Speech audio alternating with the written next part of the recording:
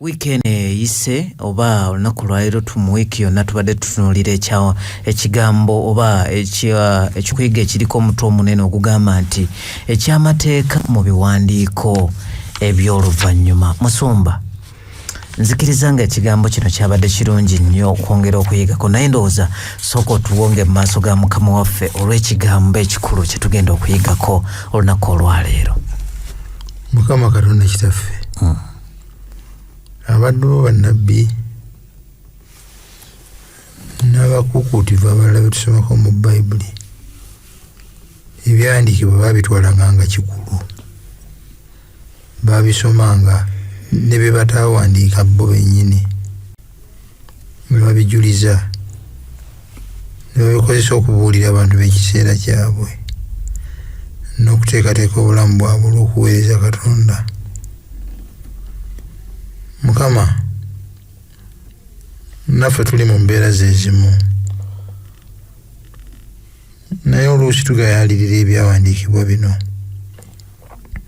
Tusaba ekyokulabirako kye tugenda okuyiga kituzeemu amaanyi, kitukubirize okubisaako omulaga nga nabo bwe baakolanga, mu linnya lya Yesu Mukama waffe. Amiina.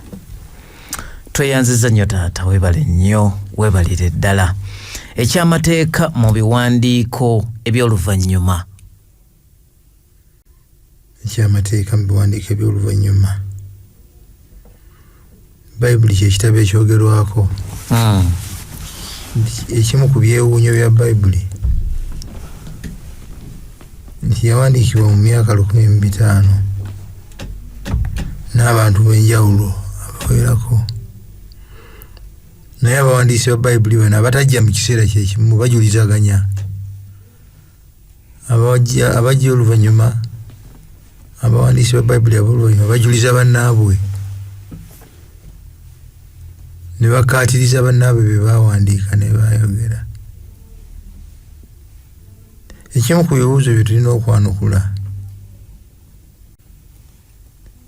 lwaki bano abajja oluvannyuma bajuliza biri nga tewaliwo n'abibuusizza, tewaliwo abiyisiza mu maaso, tewaliwo abijereze, ng'ate tebaaliwo nga bali bawandiika. Why did they, mu Luzungu kibuuzo twandibuuzizza, why did they hold scripture in such high regard? Ebyandiikibwa lwaki baabitwala nti kintu kya bbeeyi nnyo, kya muwendo? Kikimu ku bibuuzo. Lwaki kituukira kitya ku mbeera zaffe? Abasajja bano abakuukuutivu mu Bayibuli, ebyandiika bino bye baatwalanga bya bbeeyi, naffe ku mulembe gwaffe tubitwalanga bya bbeeyi. Ebyabo bye baawandiika naffe tubijuliza, tubikulembeza, tetubijerega, tetubiwakanya, tetubikolokota. Kyekikulu. Ekibuuzo ekyokubiri, lwaki kitabo ky'amateeka kyekimu ku bitabo ebijulizibwa ennyo bonna nga ne Yesu omutwaliddemu. Wiiki eno tugenda kuyiga ku b'endagaano enkadde, abawandiisi abajja oluvannyuma mu ndagaano enkadde, ngeri gye baajulizanga bannaabwe baabasooka. Sabbiiti ejja tugenda kuyingirako mu ndagaano empya, tulabe abo mu ndagaano empya nabo baajulizanga ekitabo ky'amateeka, era nabo bakijuliza, nga bwe tujja okuzuula lwaki, ani omu ku bo nga ne Yesu mumutwalidde. Wiiki eno yalondobyeyo abajuliza bana. Lyasoose yani yalonzeeyo abawerako Daniel, eyasookera ddala kabaka Yosiya, Nekemeya, Myeri, ne Mika, ne Koseya. Obudde bwe bunaatukkiriza bwe tujja okulondobayo ebintu bibiri. Lwaki kitabo kino, lwaki ekitabo ky'amateeka kino kijulizibwa nnyo abawandiisi abajja oluvannyuma? lwaki kijulizibwa nnyo? Nze kulange nakitunuulidde nga mwe muli ebiwandiiko byennyini ebikwata ku bulamu bwaffe obwa bulijjo ng'abantu, era Katonda ayogera butereevu ne Musa. Kitegeeza Musa okugenda okuwandiika ekitabo kino ng'ategeera bulungi enteekateeka za Katonda eri omwana w'omuntu. Ekyokubiri Musumba, ekitabo kino Musa yawandiikanga ng'abakuutira nga tebannatuukayo mu nsi ensuubize nti mukole na kino naye bwe mulikola kino mujja kutwalibwa mu buwanganguse, mujja kutuukibwako kino na kino. Kati bano abakijuliza bali mu mulembe ogwo gwennyini. Oli bwe yawandiika nga abalaga nti bwe munaakola kino kye kijja okutuukawo. Kati bo bano bali mu kiseera ekyo nga kituuseewo. Bajuliza eri nti baatulabula tukole wetu naye si bwe tukoze kyova olaba kino kituuseewo. Nebalenya. Tugenze mangu, tugenze ku Sande. Omujuliza asooka ye Kabaka Yosiya. Twandiyagadde okufunayo ku byafaayo ebimpimpi. History wa Kabaka Yosiya. Bumpimpi. Statement. Obwajjajja bwa Yosiya buli butya. Twalabye nga buviira ddala ku Keezeekiya. Ne bujja nga butambula. Ne butuuka ku Yowaasi. Keezeekiya tumujjukirako ki? Keezeekiya tumujjukira musajja Katonda gwe yayogera naye n'amugamba nti ogenda kufa. Keezeekiya n'agamba nti nze nkoze ebirungi bino byonna mu kiseera kino atonzite. Nolwekyo Keezeekiya yatambula ne Mukama. Yali atambudde ne Katonda okumala ebbanga ng'era basobola okwogeraganya. Bwafa. Bw'amala okufa Yowaasi mutabani we Manase n'amuddira mu bigere. Tumujjukirako ki? Sajja mukafiiri nnyo. Yeekaalu ya Mukama yagiteekangamu ebibumbe. Buli kafo konna akajuza ebifaananyi. Myaka 5 ate n'afugira ebbanga ddene. Katonda yali tamulaba.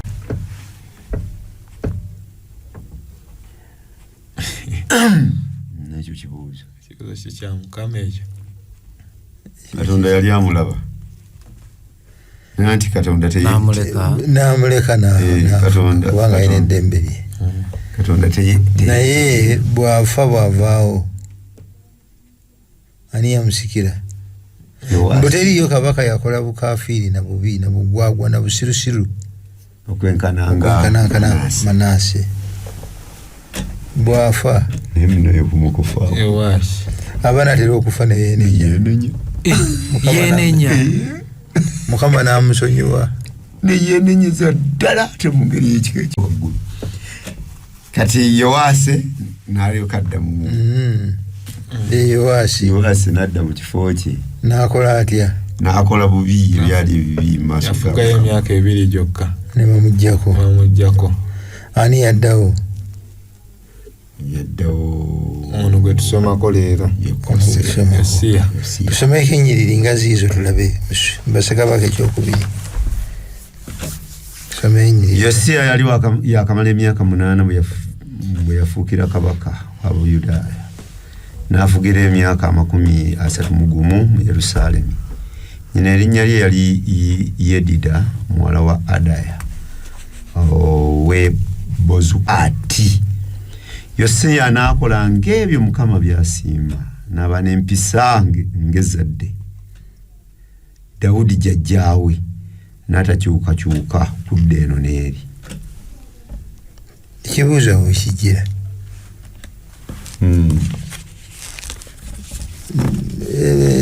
Byetukola ebimu tubiyiga buyizi. Obuzaale bwa Yosiya si butereevu.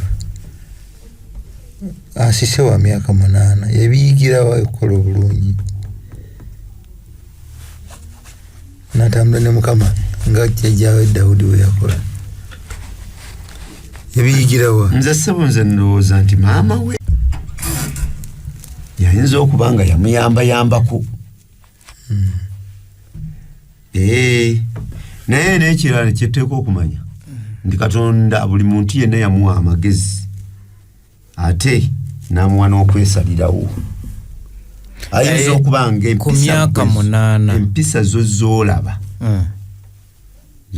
n'emyaka 8 oba tonnaba omwana aba tannatuuka naye kwesalirawo, naye ku mpisa oluusi zojjoolaba ziyinza okuwa amagezi okukola ekituufu. 8 ero sebo aba akyali mu mikono gy'abazadde be, ne maama, kubanga ye maama yali waali nze gwe nsinga okuteekako ogwo. Awo ekitegeeza yakola omulimu gwe. Yedida ebirala tetugenda kubitegeera kati, naye oluusi okudda obujja kuva ku mbeera eriwo, it's a reaction. Kuzino ezimu kuzo si zonna zijja fuga bye eririwo, abantu ne beetamwa ne beekyawa nga bakyaye. Manase ayogerwako nga kabaka eyajjuza Yerusaalemi omusaayi, eyayiwa omusaayi ogutaliiko musango. Osanga waliwo okwetamwa nga abantu beetamiddwa ne baba ne influence ku mwana ono. Naye ekyo katuleme kireega nnyo kubanga si ye sabjekiti yaffe enkulu. Naye twagala tugendeko ku Lwokutaano, ova ku Lwokutaano otuuse ku Lwomunaana tulabe. Olwokutaano lugamba baziwe abasajja abalabirira omulimu gw'okuddaabiriza essinzizo, basasule ababazzi n'abazimbi n'abakomozi b'amayinja, era bagule embaawo n'amayinja amakomole okuddaabiriza essinzizo. Naye ensimbi ezibakwasiddwa tekyetaagisa kuzibalirira muwendo kubanga bakola na bwesigwa. Awo Hirukiya Ssaabakabona n'agamba Safani omuwandiisi nti nzudde ekitabo ky'amateeka mu ssinzizo. Awo n'akiwa Safani n'akisoma.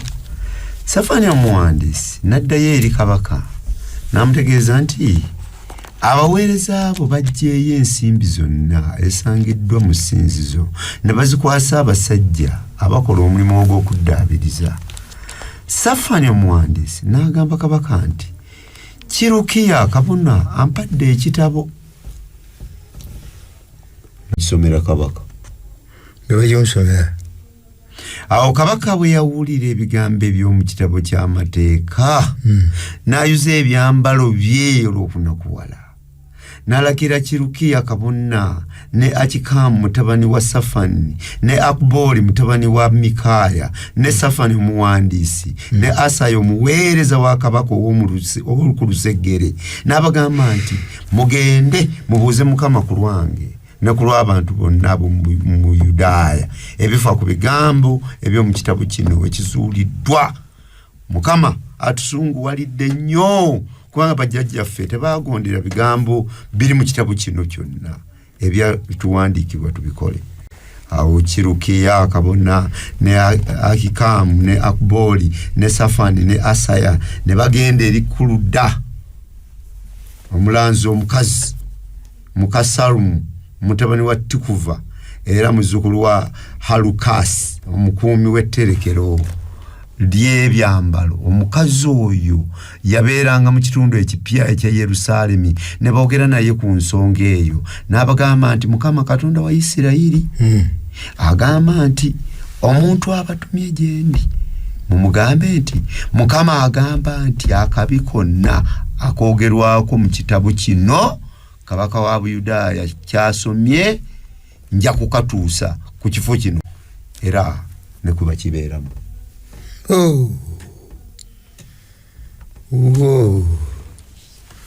Olwo nno kabaka ono abazize emyaka 26.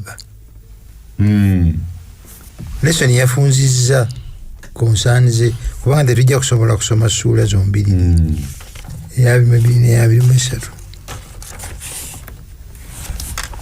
naye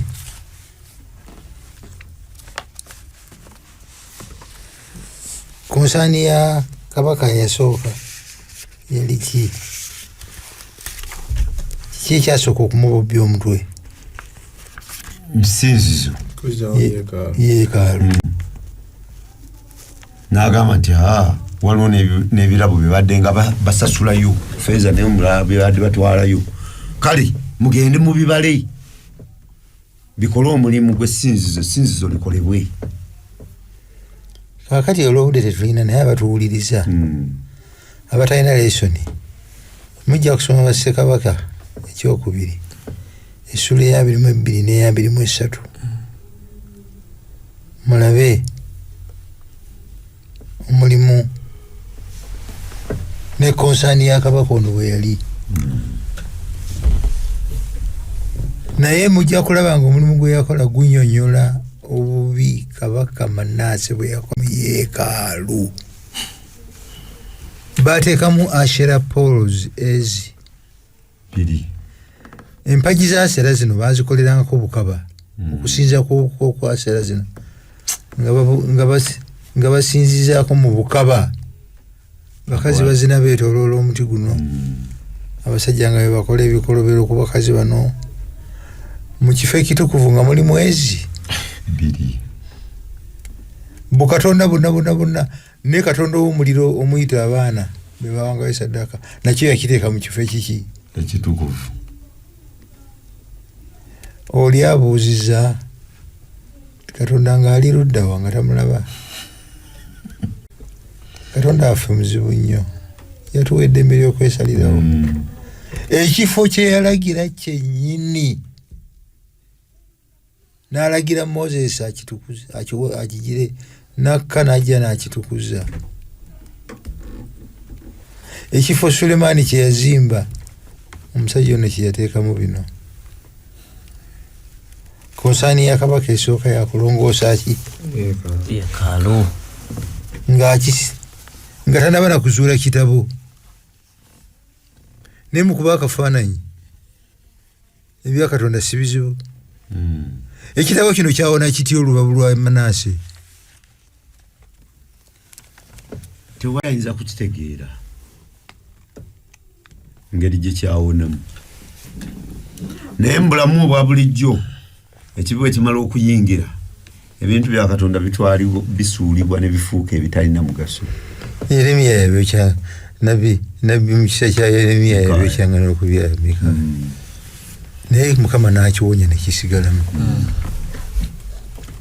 n'akisoma. Konsaani ey'okubiri yali ki? Konsaani ey'okubiri yali ki? Kuzza bujja eby'omwoyo. Yayagala kuzza bujja eby'omwoyo era okukituukiriza n'atuma eri nnabbi. Tosobola kukikkiriza nti mu kiseera ekyo waliwo bannabbi baaliwo. Babiri ku bo be tumanyi abaaliwo. Kuluda nnabbi yaliwo ne Yeremiya waliwo n'omulala ono yali kabona wamma. Oyo yali kabona. Bannabbi baaliwo. Embeera nesajjuka neyonooneka okutuuka ku kino. N'atumya eyo yali konsaani ey'okubiri. Ey'okusatu bw'amaliriza n'ayagala okuzza obujja n'atabuka buli kye yakwatangako. Tusomereko omusuula eya 23 sobera enyiriri nga 3. Awo kabaka Yosiya n'atumya abakulembeze bonna ab'Abayudaaya n'aba Yerusaalemi ne bakuŋŋaanira waali. N'agenda nabo mu ssinzizo awamu n'abasajja bonna ab'omu Buyudaaya ne bonna abaabeeranga mu Yerusaalemi ne bakabona n'abalanzi n'abantu abalala bonna abakulu n'abato. N'asoma nga bawulira ebigambo by'omu kitabo eky'endagaano ekyazuulibwa mu ssinzizo. Kabaka n'ayimirira kumpi n'empagi n'akola endagaano mu maaso ga Mukama okumuwuliranga n'okukwatanga amateeka ge n'ebiragiro bye n'ebyakuutira n'alaganya nti anaabikwatanga n'omutima gwe gwonna n'emmeme ye yonna era anaatuukirizanga ebigambo eby'endagaano eno nga bwe byawandiikibwa mu kitabo ekyo abantu bonna ne bayimirira okukakasa nga banaakuumanga endagaano eyo. Awo Kabaka Yosiya n'alagira Kirukiya Ssaabakabona ne bakabona abamuddiriranga n'abagazi b'ensinzizo okufulumya mu ssinzizo ebintu byonna ebyakozesebwanga mu kusinza Baali ne Lubaali omukazi Asera ne mu kusinza ebyakira ku ggulu byonna. Kabaka n'abyokera ebweru wa Yerusaalemi mu ttale ery'omu kiwonvu Kidroni, evvu lyabyo ne litwalibwa e Beteri. N'ajjawo bakabona abasinza ebitali Katonda. Bakabaka ba Buyudaaya abaamusooka be baateekawo okunyookezanga obubaani mu bifo ebigulumivu bye baasinzangamu ebyali mu bibuga bya Buyudaaya mu bifo ebyetoolodde Yerusaalemi, era abaanyookezanga obubaani eri Baali. Abantu abakungaanyiza baziza butya endagaano mukaloozaako mutyako bali siriyasi. Ye Kabaka ali siriyasi. Kabaka ali siriyasi. Bakuŋŋaanyiza bayinza okuba nga zze olw'ekitiibwa kya Kabaka abamu n'okulagira, naye ate nga mulimu n'abalala abali siriyasi abeetamu edda nga beetamu kyakukola. Kubanga omusajja ono bw'azuula ekitabo Safani gwakiwa naye alabika yali yabyetamwa dda. Safani yali waddembe okusirikira ekitabo kino. Oli kyamukoze eki? Kabona kyamuwadde. Ekitegeeza ebbula ly'ekigambo kya Katonda liyinza okuzikiriza abantu lwa bbula.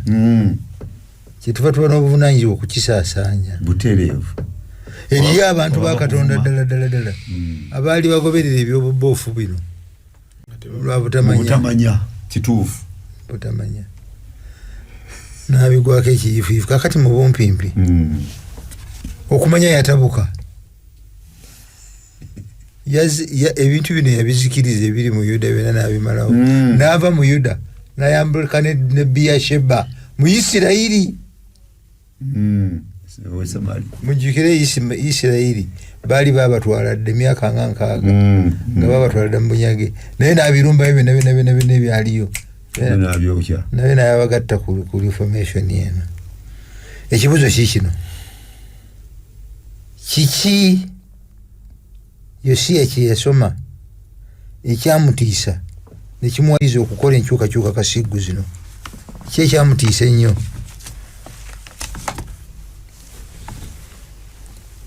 Ekyasinga omutiisa ennyo nze ndowooza nti ng'ebiri mu kitabo bye yalaba bye baasoma bye balimu era nga bigenda batuukako, nti alabyeyo Isirayiri olwedde baagitwala dda bwabutawulira, era nga Mukama amugambye nti nammwe mwe muddako mu kitabo, nti mwe muddako.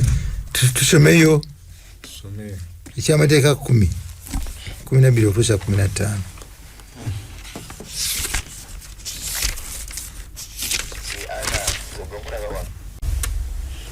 Kale kankana Abayisirayiri Mukama Katonda wammwe kyabaagaza kye kino: musenga Mukama Katonda wammwe ekitiibwa, mukwatenga empisa ennungi z'abalagira, mumwagalenga era mumunywezenga n'omutima gwammwe gwonna n'omwoyo gwammwe gwonna, era mukuumenga amateeka ge n'ebiragiro bye byembawo olwaleero mulyoke muba obulungi.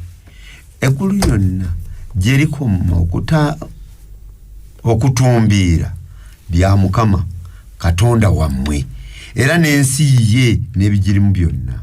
Naye Mukama yalumirwa nnyo bajjajjammwe n'abaagala, era n'okutuusa kati kyeyava yeeroboza mmwe bazzukulu baabwe mu baamawanga amalala gonna. Kale mubeerenga bawulize eri Mukama, mulekeraawo okuba bakakanyavu. 16 ngereyo bwogenda mu maaso ajaga naye kukakanyala mugenda kakanyala musula yokuna gye tutaasomye olw'obudde alumiriza nti mugenda kakanyala naye bwe muli kakanyala enensi sigenda gibakkiriza kugibeeramu butereevu kabaka akimanyi Yosiya akikola ki akimanyi bebimu ku bimusomeddwa mu kitabo ky'amateeka bukakafu ki bw'alina nti Isirayiri Yuda bw'asigala mu kkubo lino waliwo obukakafu nti bino bijja kutuukirira ku Yuda okuva ne ku jjajjaawe baamugamba nti oganye ensi eno egenda kutuukibwako ebigambo bino newankubadde yayogera ekigambo ekitali kya buvunaanyizibwa mu kasita kata bitabaawo mu mulembe gwawe naye waliwo obujulizi obwenkubunala Dennis bujulizi ki nze ndowooza Musumba ebiriwo mu bibaali boogerako mu kitabo nga bye biriwo akaseera ako ebyekamweke mwerabidde bino ne Isirayiri byali bimukwatako Isirayiri mujjukire obwakabaka bwali bukutusemu ebitundu bibiri kabaka Yosiya kakati ye kabaka wa Yuda Isirayiri ali ludda wawe tuwogerera bino si wa Babuloni ali mu Bwasuli mu mwaka gwa 722 Bwasuli yakuba Samaliya ne babeetika bona ne babayoola lwaki lwa bino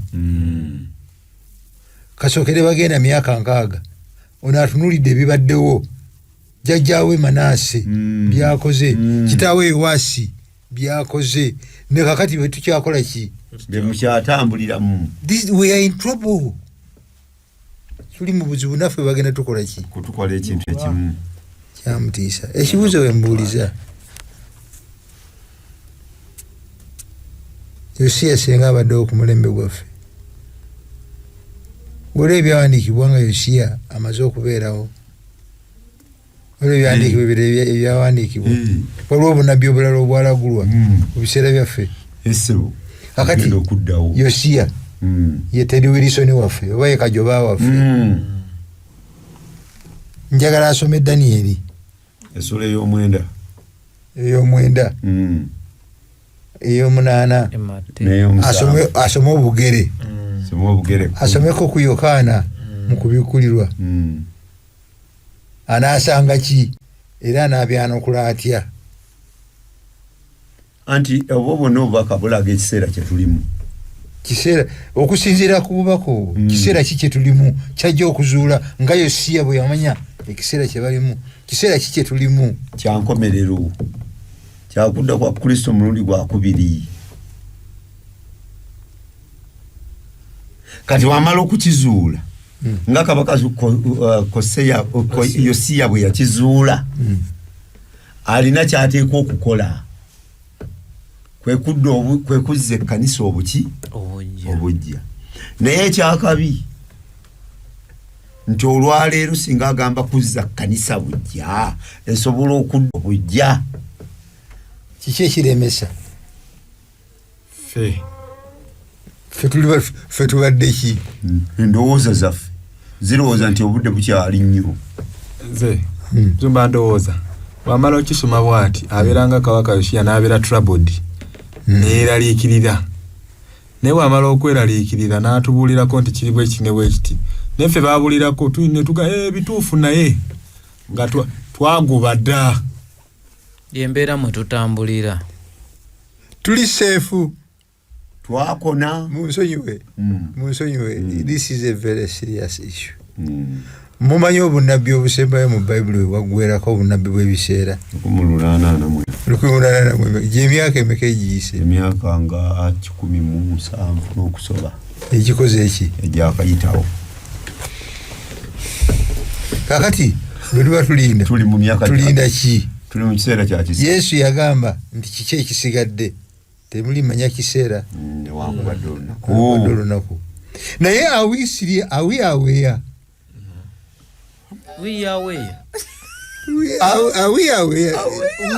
njagala tukuba akafaananyi Yosiya nga yasomye obunabbi buno Yosia n'amanya nti what is going to happen is final. Olunaku lujja kukya nga lwe lunaku nga teri tomorrow,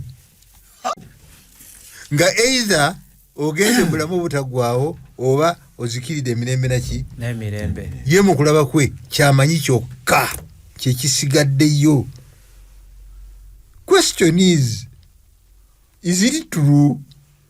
Mu byawandiikibwa kituufu byebiseera ebyo mwe tuli, ebiseera bye tulimu, naye obuzibu bwe tulina nti twaguba tetula si kuguba bugubi naye twakona eryato ate ng'ekyakona si kirala lye Juuni notoyinza nakuba koki mpamwa kubanga ejuuni bwelikona likolokota. Naye ssebo ekiseera kye tulimu kyakudda ku Mukama waffe. Ekyewuunyisa bassebo ne bannaffe batuwuliriza ne mu kujja bwe gwali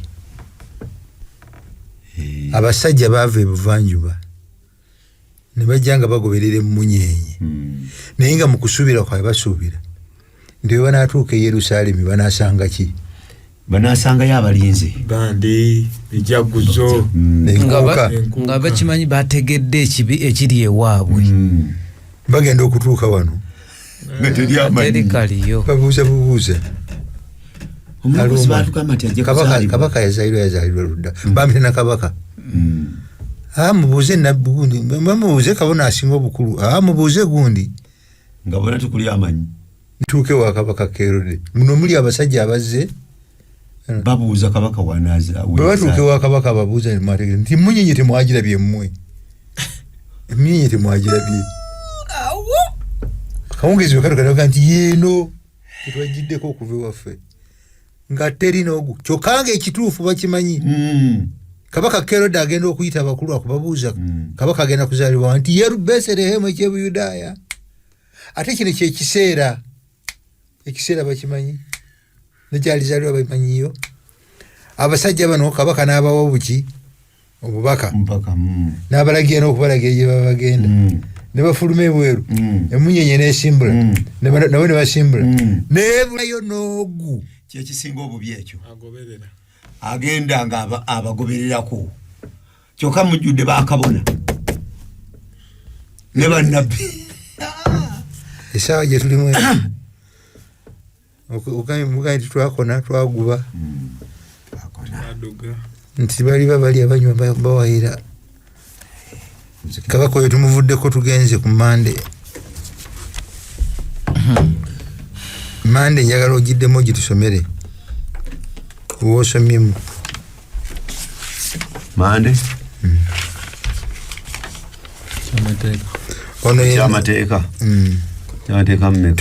oli tumaze okumulaba eyakwotinga nekyekyamukolako nekyekyakola ku Isirayiri ne ku Mande eri abalala bakwotinga. Tugende mu 10 waliwo akantu akakulu ke tugenda okujjayo. Kale kankana Abayisirayiri Mukama Katonda wammwe kyabagaza kye kino, musenga Mukama Katonda wammwe ekitiibwa, mukwatenga empisa ennungi z'abalagira, mumwagalenga era mumuweerezenga n'omutima gwammwe gwonna n'omwoyo gwammwe gwonna, era mukuumenga amateeka ge n'ebiragiro bye mbawa olwaleero mulyoke muba abalamu. Eggulu lyonna gye likoma okutumbira lya Mukama Katonda wammwe. Ako twagala okussaako essira. Eggulu lyonna gye likoma lya Mukama Katonda wammwe era n'ensi ye n'ebigirimu byonna. Wano agambye mu Oluzungu lulinyi lwa kumeka olwo lwa 14 agambye to the Lord your God belongs the heavens, even the highest heavens, the earth and everything in it. Wano ekigambo kino ekisooka okukozesebwa mu Bayibuli yonna nti eggulu lyawaggulu neggulu esinga kulina nerisemberayo ddala eri oba gali ameka tetumanyi, byonna bibye n'ensi ne bonna bazikola ki. ekyo abatheology bakiyita transcendence nti Katonda yasukkuluma ku buli kintu oba neggulu eryo yalikola n'amagulu ago gonna yagakola ki yagakola ekyewuunyisa nti Kabaka Sulemaani ajja kuddamu ekigambo kino naye nga yakikozeseza mu mbeera ey'okusinza eya yeekaalu eyaliwo mu kiseera kino abakwotinga bayibuli bano ab'oluvannyuma bakwotinga biri Musa bye yayogera ebimu ng'alagula ebiribeerawo ebimu ng'ayogerera ku mbeera ezaaliwo bano bwe bajja okubikwotinga babituukiririza ku mulembe gwabwe nga bituukirako naffe bwe tujja oluvannyuma naffe kyova olabanga kintu kyabwewusa kintu kyabutamanya abantu okugjawo endagaano enkadde natende kakati Sulemaani ajja kuddira ebigambo bye bimu Musa bye yakozesa Katonda yatonda eggulu n'eggulu mu Bassekabaka ekyolweri 8 tuve ku 25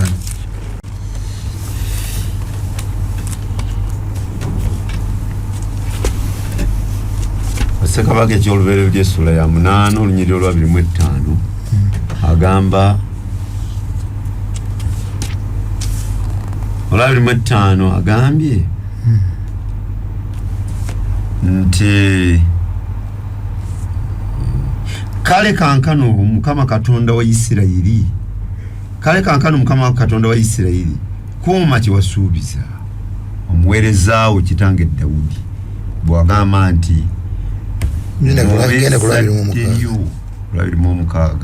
kale nno ayi Katonda wa Isirayiri nkwegayiridde tuukiriza ekigambo ekyo kyewagamba omuweerezaawo kitange Dawudi naye ddala ayi Katonda oyinza okubeera ku nsi olaba n'eggulu lyennyini libafunda n'otujjaamu kale onojja otya mu ssinzizo lino lyenzimbye ani abuuza ekyo Sulemaani abuuza ki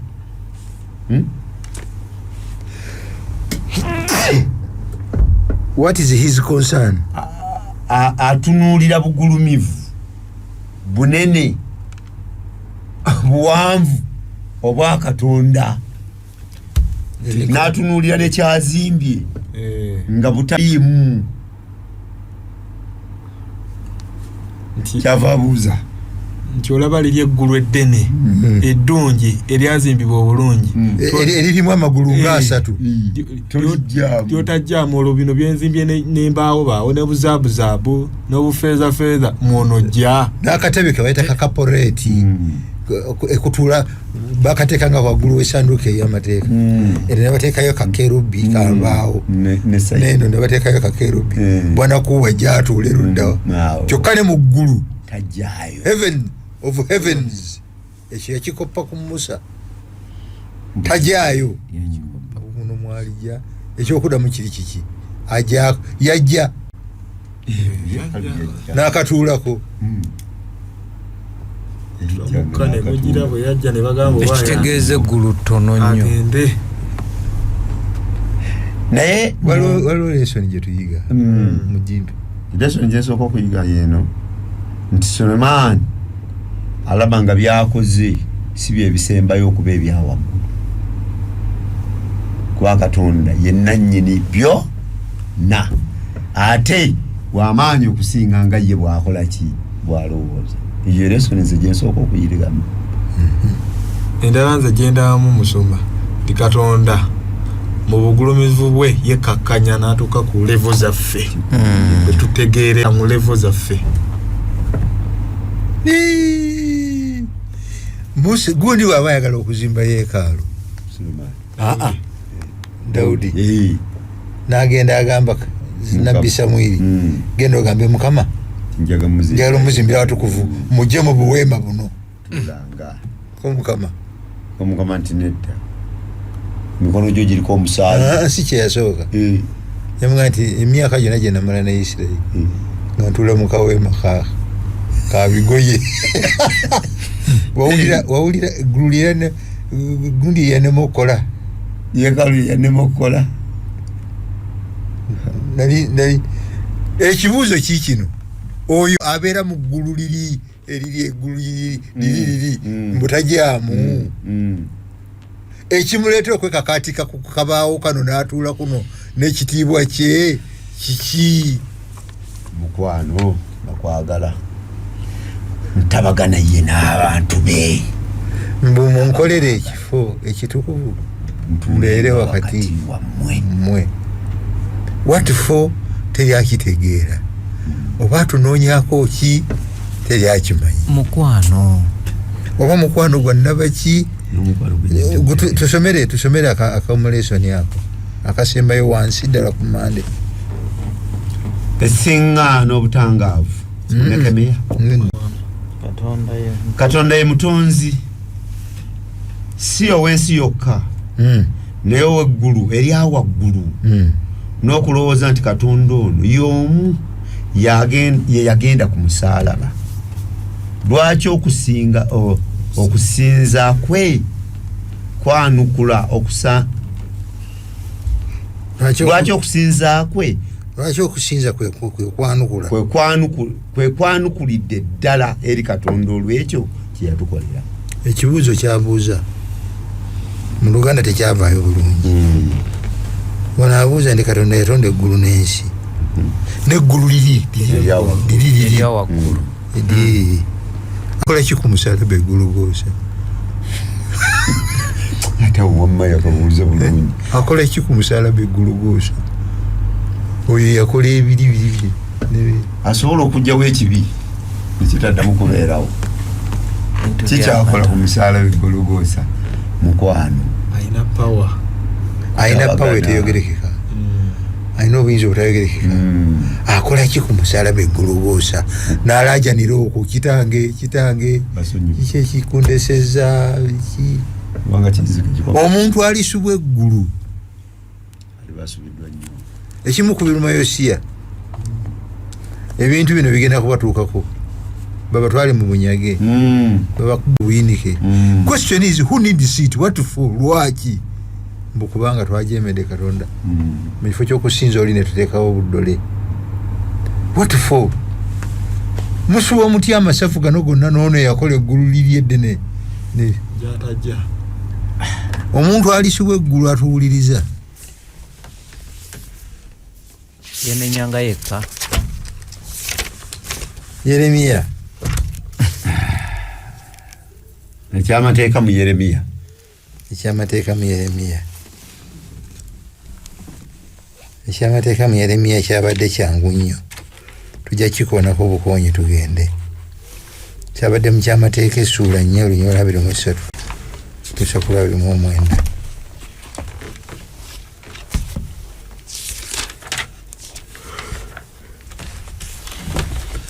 Musatu yagambye mwekuume mulemenga okwerabira endagaano Mukama Katonda wammwe gye yakola nammwe ane mwekolera ekifaananyi eky'engeri yonna Mukama Katonda wammwe kye yabagaana kubanga Mukama Katonda wammwe alinga omuliro ogwaka tavuganyizibwa ne bwe mulibanga mumaze ebbanga ggwanvu mu nsi eyo nga muzadde abaana era nga mulina n'abazzukulu temugezanga ne mwonoona nga mwekolera ekifaananyi eky'engeri yonna ekyo kibi mu maaso ga Mukama Katonda wammwe era kiri musunguwaza nkowoola eggulu n'ensi okubalumiriza olwaleero nti mulizikirira mangu ne muggweerawo ddala mu nsi gye munaatera okuyingiramu okwefuga nga musomose omuga Yoludaani temuligibeeramu bbanga ggwanvu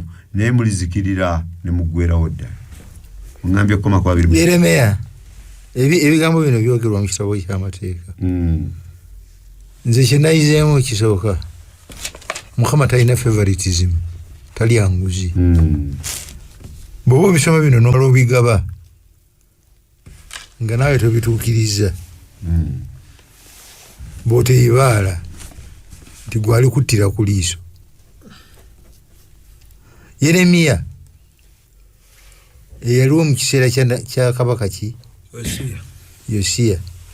Ekitabo kiri bwe kisomwa ne Yeremiya akola ki? Awulira. Kyava agamba Yeremiya 7:7 n'addamu ebigambo bye bimu, naye nga ku mulundi guno byayogerako abirabirako ddala naki? N'amaaso. Nabikootinga tetujja genda nnyo wala. Ne Yeremiya yakootinga Musa. Naye tugenze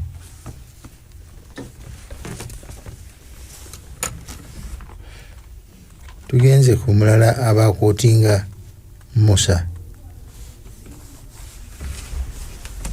Sebo tusomera akanjula ku Wednesday.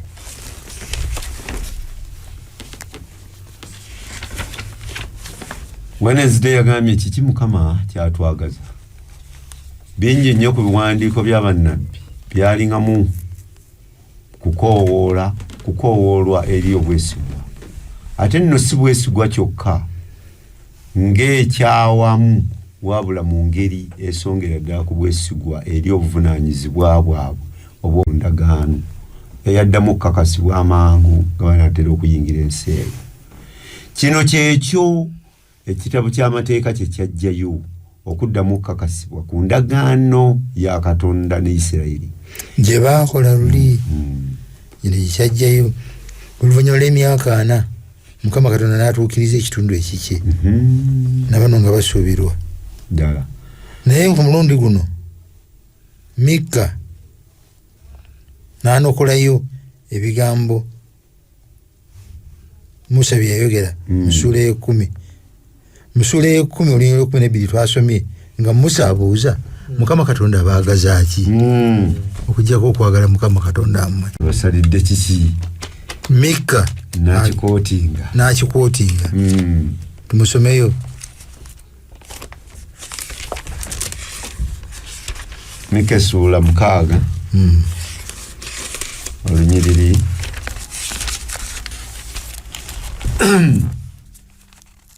nve ku lusooka. Kale muwulire ebyo Mukama byabagamba nti situka oyombe mu maaso g'ensozi n'obusozi buwulire ky'ogamba. Mmwe emisingi egy'ensi egy'olubeerera muwulire okwemulugunya kwa Mukama, kubanga Mukama yeemulugunyiza abantu be.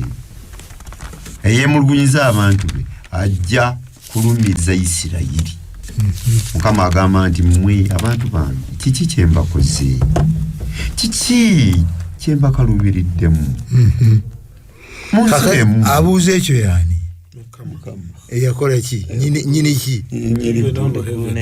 Heaven of heavens. Akati yakola ki? Yabuuza. Abuuza baani? Abantu. Mwe baani? beyatonda mu kifaananyi kye. Bwe mbayita bawambwa bambavumye.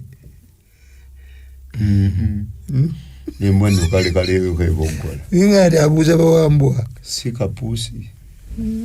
Kubanga naye uli ababuuza ddamu katusomeraako. Mukama agamba nti mu bantu bange kiki kye mbakoze? Kiki kye mbakalubiriddemu? Munziremu. Olaba asobeddwa. Dennis wabadde mutuufu. Katonda baba akolagana naffe tayinza kukolagana naffe ku levo ye. Kituufu. Bingi bye yeekakkanyamu. Ava mu ggulu eddene najjala kira ddala. Kyova olaba nga alina ne waatuuka n'asobola n'okwejjusa. mu kyaki yaffe yeeri empenja ggomba n'atuula omwo. Akati uli awalaja na kakati banange mumbuulire nze kekikyamu. Daudi kigwabuuza. Munziremu. Nabajja mu nsi y'e Misiri. Ne mbanunula mu buddu. Natuma Musa ne Alooni ne Miriyamu okubakulembera. Naye bantu bange mujjukire ebyo Balaki kabaka wa Mowaabu bye yateesa okubakolako. Ne mbataasa. Mutabani wa Byoli byeyamuddamu. Mujjukire ebyabaawo okuva mu Sitimu okutuuka Girugaali. Mulyoke mumanye byenkola okubalokola.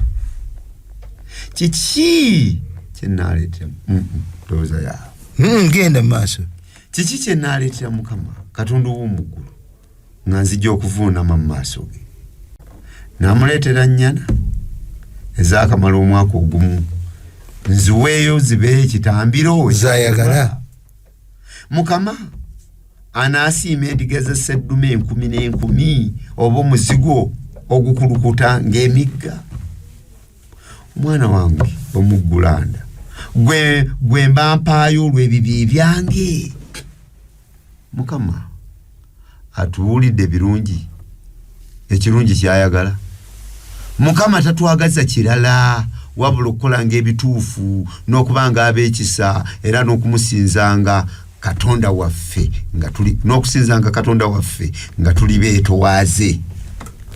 In brief saddaaka ziri agambye tazeetaaga ani yaziragira n'abaana butalina tabaaga ani yaziragira okuleeta amafuta ani yagalagira ye mwenyewe nesigi naye wano agambye nesige yeetaaga kiki yeetaaga n'ebibereberye yabiragira kiki yeetaaga kukola ababireeta baba bakoze ensobi nedda era kimu ku buwulize kyekimu ku buwulize ate naye bwayagala ate biri abiganye ate si bye tulina okukulembeza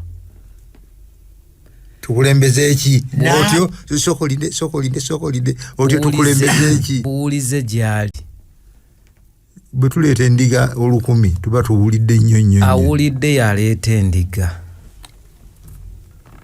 bano baali baleeta sebo nze ndaba Katonda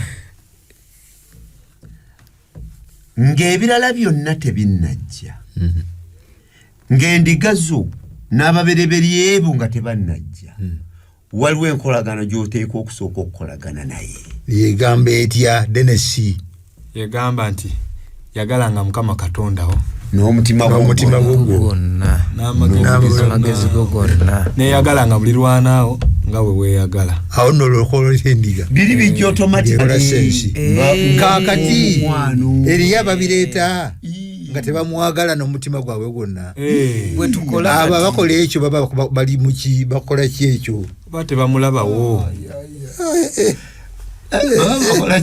tebamulabawo sebo babalabawo ani tugende mu Koseya tugende mu Koseya 6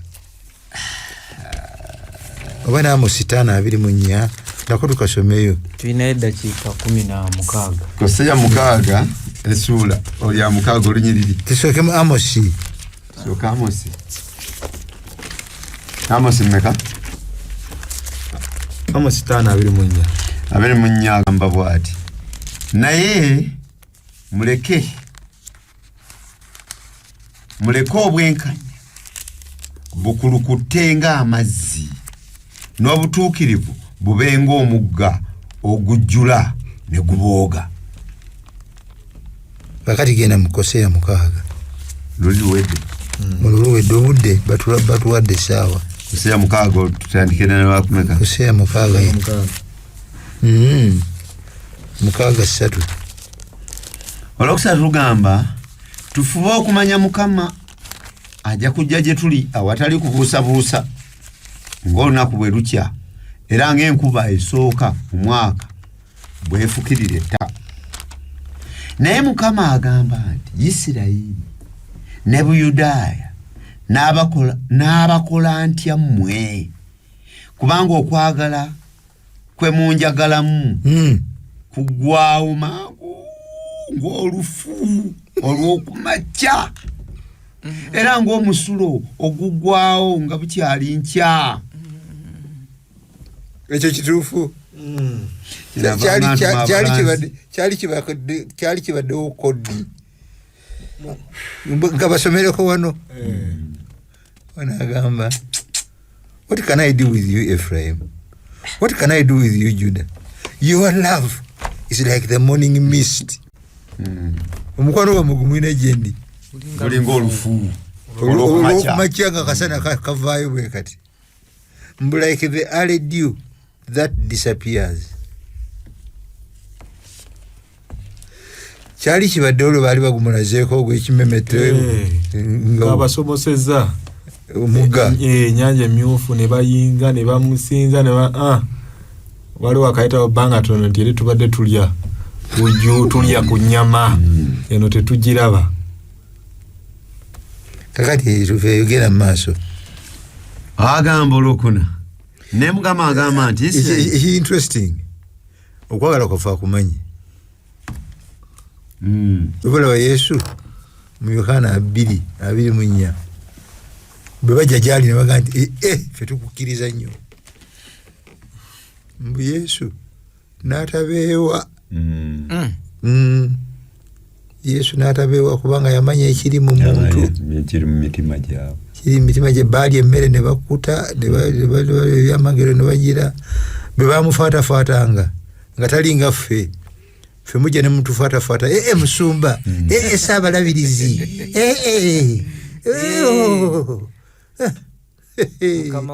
ng'oyitika Yesu teyayitika ng'abamanyi mukwano gwabwe gulinga olufu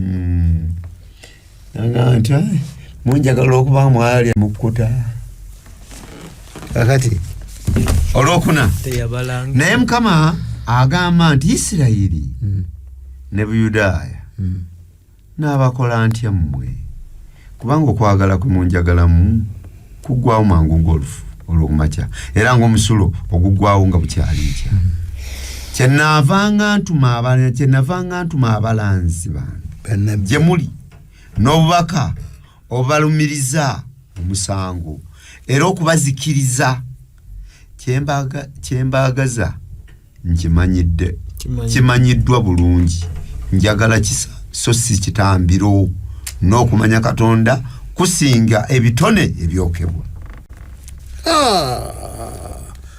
wano nno we wali omutawaana wano agambye for I desire mercy not sacrifice saddaaka ani yaziragira ye mwennyini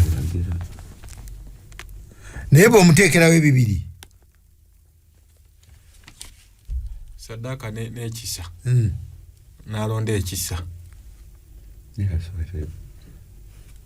Daudi nakawaayo saddaaka mbeka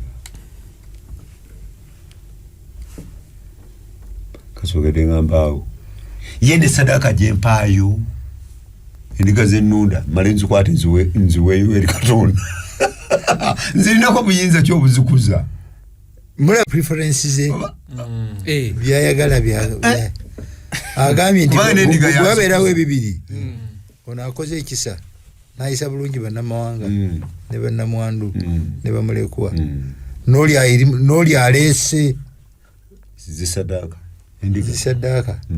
lwaki alondawo w'ekisa alondawo olw'ekisa kubanga ye aze nga yeetegedde nti taliimu ka buntu ono yamulinako obwanna nyini owa saddaaka yalowooza nti embuzi ye oba ente ye gyaleese erina kinene kyesobola okukola naye erabira nti n'eriga yagikuzizza ye yennyini ono gwagireetedde yagiwa obulamu obugibeezaawo musumba n'ekirala nti owa saddaaka ono ebiseera ebisinga kabonero ka kungulu tosobola kumanya fe abantu tusobola kumanya kiri mu mutima gwa muntu kikino mu lunyiriri luno wanaagamba for I desire mercy not sacrifice and the acknowledgement of God rather than burnt offerings n'okumanya Katonda okusinga ebiweebwayo ebyokebwa acknowledgement kazitono okusinga okumanya acknowledgement kizito muuko okukitegeera obulungi okitegeerera ku Samwiri ekyolubereberye essuula 2 olunyiriri gye tutaasoma olw'obudde nga bakabona babiri batabani ba Eri baweerereza awatukuvu bakola byonna bwe bakola ku saddaaka bwe bookya obubaani bwe bakola batya mu Luswayiri agamba but awakumujali Mungu ne tebaamumanya tebamulabawo osobola okukola bino byonna in the name of ebirungi ebyekitalo ebirabe ebyekitalo obuyambi obwekitalo ebifaananyi okuwomba kokutayogerekeka naye nga gwobikolera tomulabawo kyava agamba eddiini ey'amazima yagala Mukama Katonda wo n'omutima gwo gwonna. Bino bw'obikola oluvannyuma lwebikola sense. Olubiri betukola biba biki page abalina lesson zino empya page 293 nja kusoma Dennis asome nga bwenzivunula. Like Moses, Micah begins his...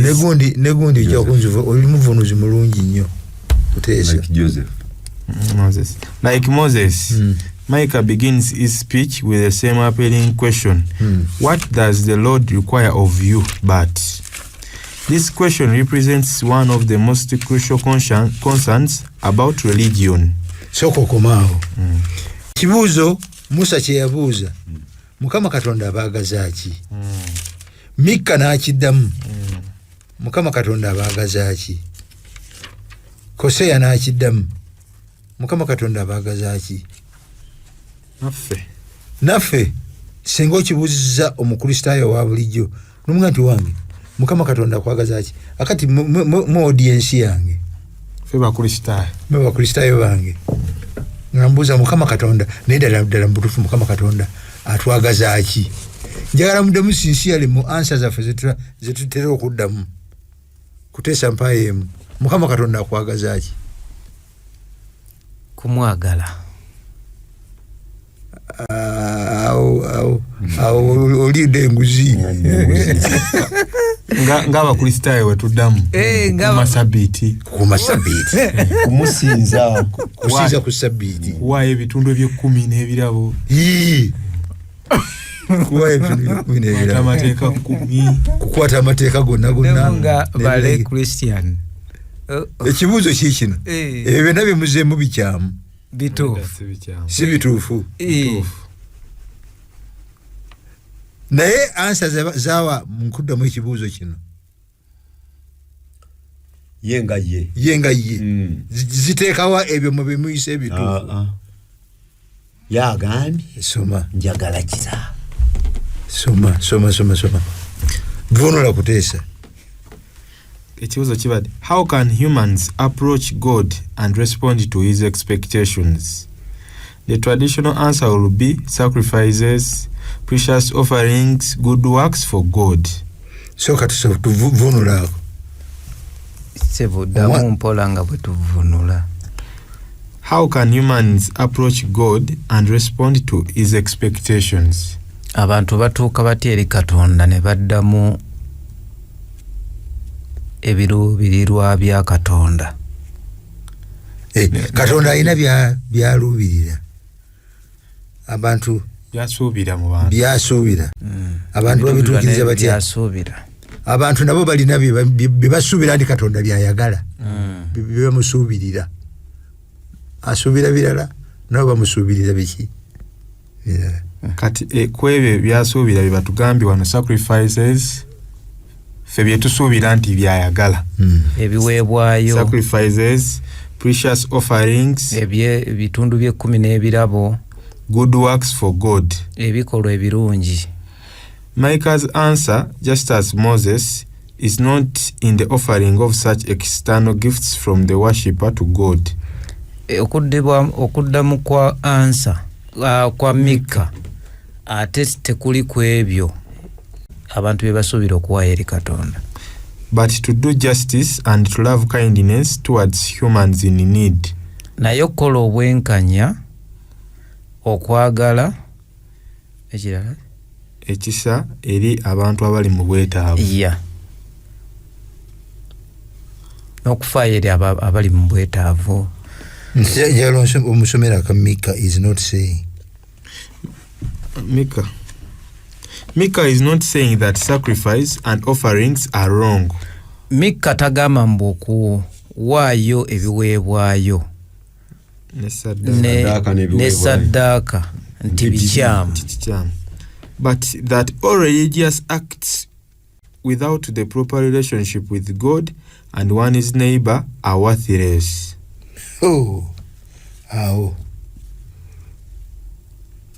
kyagamba kategeererese bulungi ako. nti ebikolebwa mu ddiini oludiini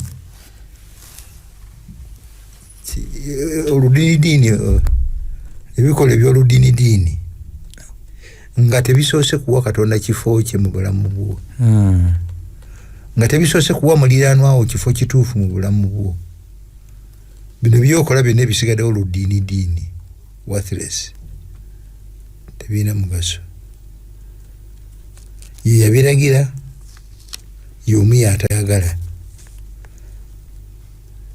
yagala Mukama Katonda wano omutima gwo gwonna n'obulamu bwo ndyanaawo njala tuwunzike n'essaala ya Danieri. Leero tetugenda kufunayo ku masimu olwakadde katukkirize tuwunzike n'essaala ya Danieri mu ddakiika ezisembayo. Mu ssaala ya Danieri gye tutaasome olw'obudde mu ssuula ey'omwenda mu Danieri aba asoma Bayibuli naye n'azuula nga nnabbi Yeremiya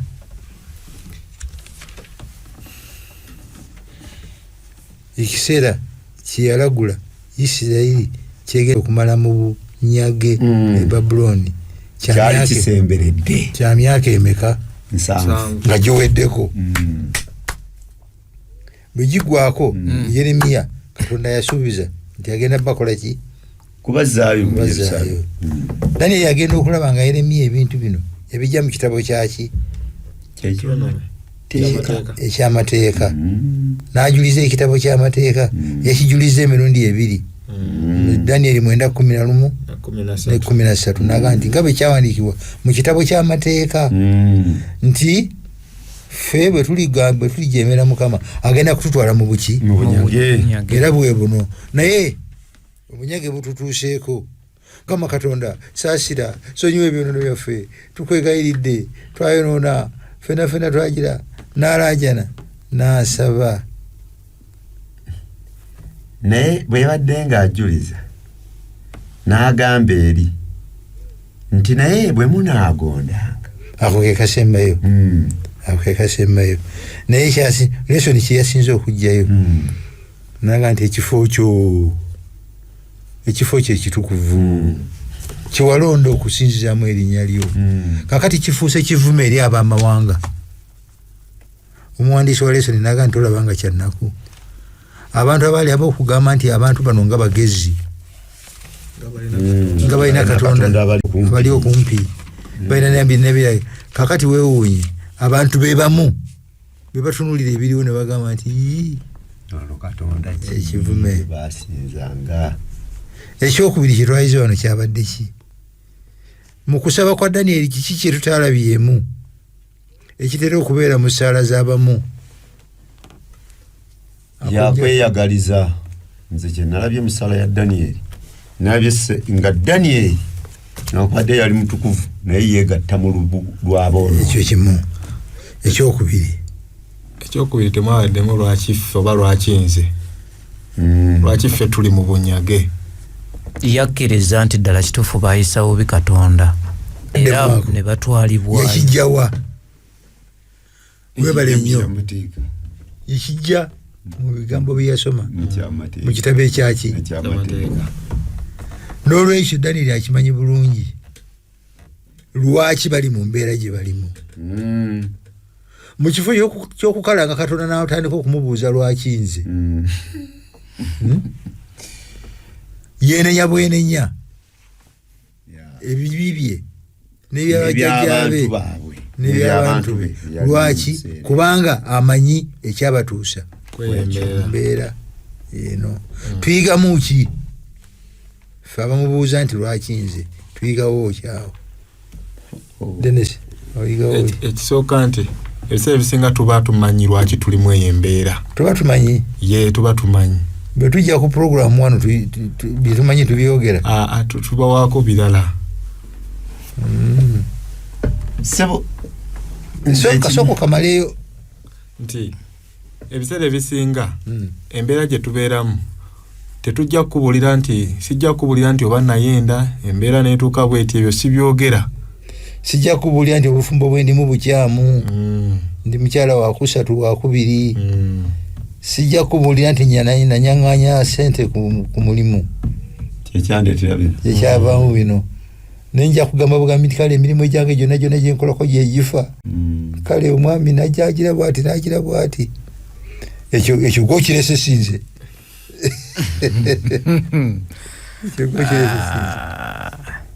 otyo ekirala nti kituufu waliwo abamanyi embeera gye balimu naye nze ndabawo n'abalala nga balina obutamanya buva ku ki? Daniel okumanya yakujja ku ki? yakujja mu kigambo kya Katonda. Akati katutererere ddala ensonga eno tugitereeze.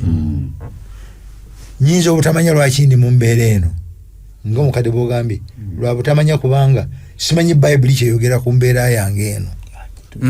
Sigisoma siginoonya senga ddala nga nasoosa Bayibuli nensoma ebyawandiikibwa wandibadde tewemulugunya nandibadde semulugunya nandibadde nenenya bwenenya nenkabira Katonda ate nga buli wenenya nokabira Katonda akukwatirako banaye naye nga bw'ogambye Daniel ekyamuzaamu amaanyi yasoma nti naye bwe muli nnoonya emitima gyammwe gyonna ne munkabira nga muli mu buyinike ndibawulira. Daniel kyavaako abanga ali mu buyinike ng'amanyi nti mu byawandiikibwa ekisuubizo ekyo mwekiri. There is hope. Ndowooza katulekeraawo babadde wakantu akatono nnyo ke munadde njagala kabadde mu byokweyongera okusoma kagambye kiki kembakoze mbakooyezza nti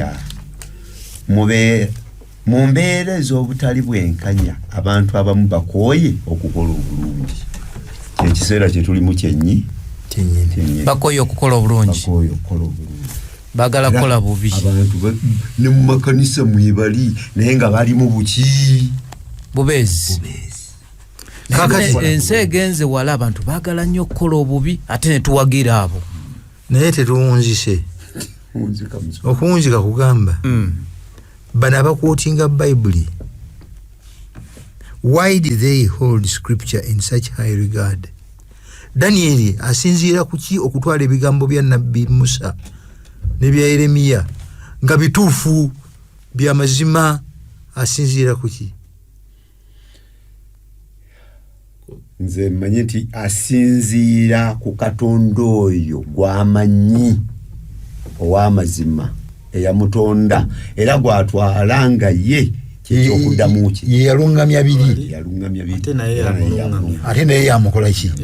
N'olwekyo bo baalina enzikiriza egamba nti ebyawandiikibwa bino byonna byalungamizibwa omwoyo wa Katonda. Number 1. Number 2, byabagasa batya mu mbeera gye baalimu? Byabagasa bitya mu mbeera ze baalimu? Byabafuukira bitya ebyomugaso? Kibuzo kyange kiyane fea mpapa kubanga obudde butuyiseeko. Byafuukira bitya ebyomugaso? Buli lwotegeera babitegeera batya? Buli lwotegeera ensobi babisoma ne babitegeera. Bwe bamala obitegeera ne bitusonga ku nsobi zonna nga bwe zizze zitambula ate ne bagenda nga balaba byonna bigenze babirina babisoma. Si kumanya bumanya nti bikulu byalungamizibwa omwoyo naye n'okubisoma nga babikola ki? Nga babisomye. Akasembayo abantu bano bonna abakwotinga bannaabwe mu Bayibuli bali prominent mu mulimu gwa Katonda ne mu bwereera bwa Katonda. Daniel si mutene, Yeremiya si mutene, Yosiya si mutene. Kiki ekimu ku byabafuula abatali batene? Kigambo kya Katonda kyekyabafuula ekyo. Kigambo kya Katonda kye kikwawula ku muyeeye ku muyeeyo. Okutasaayo mwoyo eri kigambo kya Katonda n'omunno nga ssaayo wateeka okubeerawo enjawulo. Mukama Katonda alina omukisa gwawo abantu abanoonya bwe munoonya n'omutima gwammwe gwonna gwonna mulindaba. Abantu bano bonna bwe twasomyeko abali prominent bonna basomi ba Bayibuli, bonna banoonyi ba Bayibuli bafaayo ku kigambo kimu kuyofuula prominent. Tweyanziza nnyo Musumba, tukoze bulungi naffe tweyongera okukwata ekigambo kya Mukama Katonda, okwongera okukiyiga n'okukitegeera kijja kweyongera nnyo. Mukadde njisebo tuwonge mu maaso ga Mukama waffe olwekyo era ekigambo ekirungi bwe kityo ekyokuyiga ekyo. Katonda kitaffe atwagala ennyo mu magezi gaffe tetulina kunnyonnyola kwe tuyinza kunnyonnyola kusinga awo naye ekigambo kyo kakyennyonnyole mu bulamu bwaffe ate tuwa amagezi ag'okunoonya n'okulaba tuwa amagezi ag'okutegeera gwe Katonda omu w'amazima nti okwagala kwo kwa muwendo gye tulifaana b'abantu obulungi bwona ekisa kyobeere naffe ebigambo bino binywezebwe mu mitima gyaffe mu magezi gaffe tukusseemu ekitiibwa tugulumize tukutendereze tuyambe okubeera abeesigwa n'okukirawo mu kiseera kino ekikomererayo ku bwa Yesu Kristo Mukama waffe. Amiina.